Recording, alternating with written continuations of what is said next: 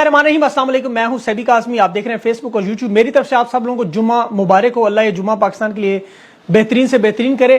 ये हफ्ता पाकिस्तान की मौजूदा तारीख में बड़ा अहम हफ्ता होने जा रहा है और इस वक्त इमरान खान की कॉल तो कल है, लेकिन आज पाकिस्तान पूरा सड़कों पर मौजूद है। सिंध में GDA, हैदराबाद और जमशोरों में बहुत बड़ा धरना, बलोचिस्तान में हालात, पंजाब में वकला ने अपना वार्म अप सेशन शुरू कर दिया, इस्लामाबाद में कल F9 से एहतजाजी अवामी रेला। क्या ये सब कुछ बहा के ले जाएगा? अब फैसले ऐवान में नहीं मैदान में होंगे। ये एहतजाज किस तरफ जा रहा है? तहरीक इंसाफ और जमात इस्लामी के राब्ते बहाल हुए। पाकिस्तान की तारीख के सबसे धांधलीशुदा इंतखाबात क्या दोबारा होने जा रहे हैं? कलअदम करार दिए जाएंगे, लेकिन यहां भी एक बहुत बड़ी वारदात डालने जा रहे हैं और अब हकीकी मानों में अवाम की हुकूमत आएगी। लेकिन करना क्या होगा? जेल में बैठ के इमरान खान ने किस तरह इनके तमाम मंसूबे उड़ा के रखती। मैं आपको बताता हूं, पीपल्स पार्टी भी इक्तदार हुकूमत छोड़ने पर तैयार। ये भी एक बड़ी गेम तैयार हो रही है। फजलुर रहमान की जो शमूलियत है वो धांधली की तहरीक में फायदा देगी, नुकसान देगी। और बड़ा अहम मामला फजलुर रहमान से जुड़ा हुआ फैज और बाजवा का नाम लेना, यह भी एक बहुत बड़ी वारदात थी। अभी तक इस वारदात को किसी ने पकड़ा नहीं। मैं दोनों एंगल आपके सामने रखूंगा ताकि आपको समझ आ जाए दोनों मामलात। अवाम माशाल्लाह शऊर की मंजिलें तय कर चुकी है, इसलिए आसान होगा। असल क्योंकि ताकत आपके इख्तियार में है। और रजीम चेंज ऑपरेशन मौलाना के बाद मजीद 48 गवाह तैयार है। रजीम चेंज में अमेरिका ने जो किरदार अदा किया वो भी अब इस्टेब्लिशमेंट मुखालिफ हो चुके हैं, खुलकर बात कर रहे हैं। और आज जो international media press conference form 45 के साथ एक बहुत बड़ा असर डालने जा रही है। 8 फरवरी इंतखाबात, सुप्रीम कोर्ट में हम ख्याल जजेस, अदालत का कंधा किस तरह इस्तेमाल होगा ये आपको मैं बताता हूं। खान के 3 केसेस की पिटीशन जो दायर होगी, इंशाल्लाह रिहाई मुमकिन है। सब पूछ रहे थे बार बार। और ये क्रिकेट को अब किस तरह इस्तेमाल कर रहे हैं नौजवानों के लिए, इसे भी आपने बड़ा समझना है आखिर में। लेकिन सबसे पहले पाकिस्तान की अवाम ये बात समझे कि आपने अपनी अवामी ताकत से वो जंग जीत ली जो आप कभी जीतने का सोच भी नहीं सकते। आपके हाथ पांव बांधे गए, आपको मैदान में नहित्ता करके भेजा गया, लेकिन आपने रींग रींग कर यह सफर मुकम्मल किया। अपना वोट आपने उम्मीदवार को डाला और ये वोट आपका आज 8 दिन हो गए गिन नहीं पा रहे। इन्होंने दावे किए हम हुक्मरान खानदान हैं, हम स्टैब्लिशमेंट है, हम ताकत का महवर हैं। इनसे हुक्मरानी आपने छीन ली है। अब इंशाल्लाह ये अगर निजाम चलाना है तो फिर आपकी हुक्मरानी ने तस्लीम करनी होगी। अब लड़ाई का बड़ा अहम मरहला शुरू हो चुका है और आप खुश भी हो। देखें, मकबूजा कश्मीर में, हिंदुस्तान में, वहां पे हक खुदरादियत मानने वाले मुसलमान, वो भी 8 फरवरी की इस धांधली पर आपके साथ है। वो भी आपकी इस हकीकी आजादी को खराज तहसीन पेश कर रहे हैं, आपकी कुर्बानियां तस्लीम कर रहे हैं। इस वक्त एस्टैब्लिशमेंट एक बंद गली में वाकई दाखिल हो चुकी है। ये फजलुर रहमान के इंटरव्यू में अगर आपको कुछ नया नजर आया, ये तमाम बातें पाकिस्तान को पहले से मालूम थी। अब इस वारदात के कुछ टेक्निकल पॉइंट्स मैं आपके सामने रखता हूं। एक तो मौलाना के बेटे का इलेक्शन, अगर वो जीत के आज तो आप देखेंगे मौलाना के तेवर बदल जाएंगे, ये याद रखिएगा वहां पर। दूसरा, तहरीक इंसाफ ने वाजे किया है कि मौलाना के साथ सिर्फ इंतखाबी धांधली पर बात हुई, कोई तावन इमरान खान ने नहीं मांगा, ना किसी और पॉइंट पर बात हुई। अब इंटरव्यू में जिन 2 लोगों के बारे में फजलुर रहमान साहब ने नाम लिया, ये दोनों रिटायर है। फजलुर रहमान ने एक नाम लिया जनरल फैज का। ये नवंबर 2021 में DGISI की पोस्ट से हट चुके थे। अदम एतमाद के वक्त ये तो DGISI था ही नहीं। अब अलीम खान का चैनल समा, जो इस वक्त मीडिया में खान का नाम नहीं लेने देते, फजलुर रहमान का इंटरव्यू प्राइम टाइम में लगा रहे।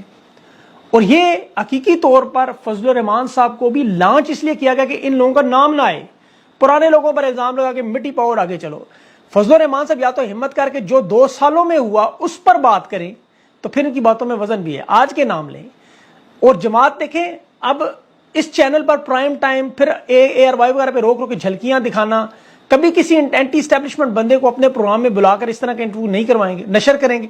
अभी जमीयत उलमा इस्लाम को राशिद सुमरो बैठ के असले उठाने की धमकियां दे रहे और ये चला रहे हैं, नशर भी कर रहे हैं, दिखा रहे हैं। बल्कि PTV ने भी कुछ हिस्से इनके चला दिए। तो ये वारदात सारी आप अपने ज़हन में रखनी है।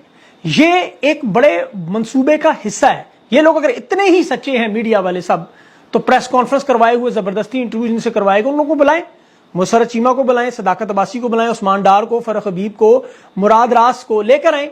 9 मई के जो उन्होंने गवाह बुलाए उन्हें जरा लाएं, मीडिया पर बिठाकर जरा उनसे इंटरव्यू करवाएं उनसे। लेकिन ये ऐसा होगा नहीं। लेकिन चले, ये बात तय होगी कि अरशद शरीफ का वो जो सच था कि वो कौन था, वो सामने आ गया।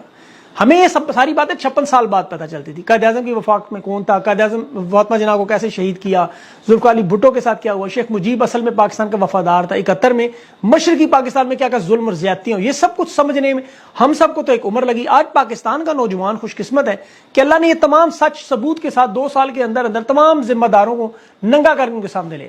پاکستان کے نوجوان خوش قسمت ہے, یہ کسی کنفیوژن کا سامنا نہیں کر رہے جو ہمیں کرنا پڑا. آج نوجوان نسل اپنے ہیرو کو, اپنے غدار کو پہچانتی ہے. اڈیالہ میں جو بیٹھا ہوا قید اللہ کا درویش ہے, اس کی بدوا باجوہ کو گمنامی میں لگی. کورونا میں خان نے بدترین عالمی اقتصادی بحران میں پاکستانیوں کو چولہا نہیں بجھنے دیا.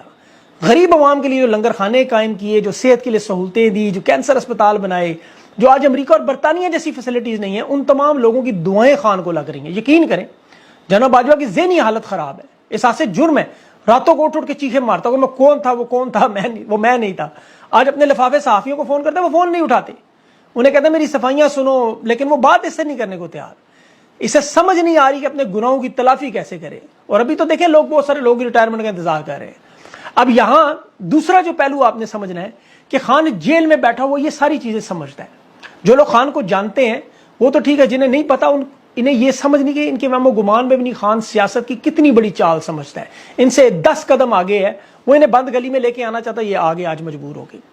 یہ فضل الرحمان کے ذریعے ان کی سازشیں عوام کو پہلے کبھی پتہ چل سکتی نہیں. یہ جو غلیظ تحریک انہوں نے چلائی تھی, جیسے جمہوری تحریک بناتے رہے, قاسم سوری کی جو رولنگ تھی, ارشد شریف کا جو بیانیہ تھا, یہ جان بوجھ کر جو کچھ کر رہے ہیں. اب یہ مزید ننگے ہو رہے ہیں اور ان کی چال ہے کہ اپنے اوپر کسی طرح چادر ڈال لیں.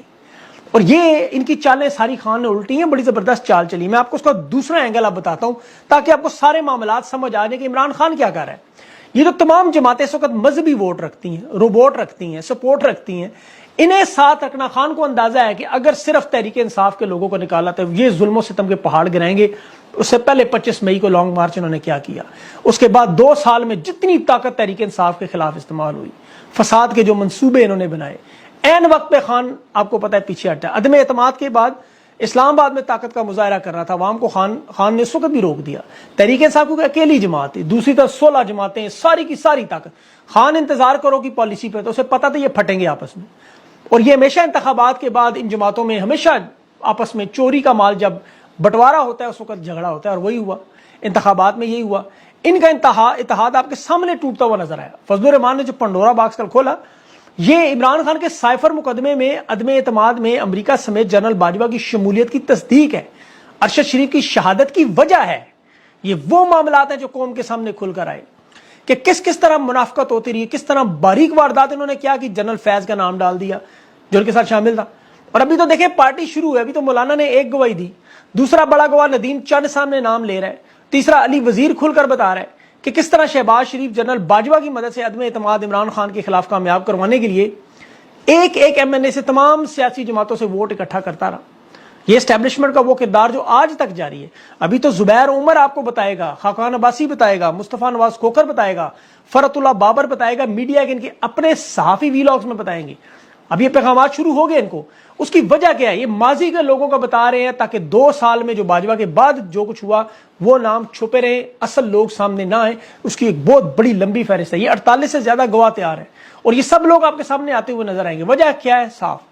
اب انہیں اندازہ ہو چکا ہے کہ عوام کی طاقت ایک طرف اکٹھی ہوگی. خان نے بڑے بہترین کارڈز کھیلے. پہلے اس نے تمام جماعتوں کو ملایا اور ان جماعتوں میں دیکھے تحریک لبیک, یہ فضل الرحمان کو بھی, جماعت اسلامی کو بھی, وحدت مسلمین کو, جی ڈی اے کو. اب یہ کریک ڈاؤن کس کے خلاف کریں گے. یاد رکھیں ان کے پاس مدرسوں کے بچے ہیں, مذہبی ووٹ ہیں, انہیں یہ نہیں چھیڑ سکتے. اور اب اس پوری طاقت سے احتجاجی تحریک کو طاقت ملے گی. یہ تمام لوگ جو پریس کانفرنسیں کروائے, ملائکہ بخاری دیکھو, عثمان ڈار دوبارہ پی ٹی آئی میں شامل ہونے کے لیے تیار, باقی بھی تیار ہیں, صداقت عباسی, علی نواز, شیریں مزاری, فواد چودھری ہے, ملائکہ, یہ مطلب ایک بڑی لسٹ ہے. ایسا عمر, یہ تمام لوگ زبردستی تحریک انصاف سے نکالے گے. جب یہ اپنے اوپر مظالم بتائیں گے کہ ان کے ساتھ کیا کیا ہوا, کیسے بلیک میل کیا گیا, کیسے خاندان کے لوگوں کو, بچوں کو, اہل خانہ کو سامنے رکھ کے تحریک انصاف چھڑوائی, پھر باقی گواہ ان کی جب میڈیا والے ساتھ ملیں گے, پھر انہیں اندازہ. انہوں نے زبردستی مائنس ہونے والے نواز شریف سے اللہ نے مائنس کیا, یہ اسے پلس کرنے کے لیے 2.5 سال اسٹیبلشمنٹ تشدد, اغوا, زیادتیاں کرتی تھی. پورا سسٹم اعترافی بیانات دینے کو تیار ہے. انہوں نے ریاست کو, عدلیہ کو, بیوروکریسی کو, ہر ایک کو گھٹیا حرکتیں کر کے تباہی بربادی کی. لندن کا معاہدہ کیا جس کے چکر میں آج خود اللہ نے نواز شریف کو مائنس کر دیا. یہ عوام کے دباؤ میں اگلی واردات دیکھیں ان کی اب قومی اسمبلی میں کریں گے کیا. الیکشن کمیشن اور عدالتیں نرم رویہ اختیار کر کے تحریک انصاف کو کچھ نشستیں واپس کریں گی, تمام بڑے بڑے نام واپس لانے کی کوشش کریں گے. پنجاب کی حکومت لیکن نون لیگ کے حوالے کرنا اور سندھ کی زرداری, یہی تو پلان تھا اصل میں. وفاق میں تحریک انصاف کو پیپلز پارٹی کے ساتھ بٹھانے کی کوشش, اور پیپلز پارٹی عوام کا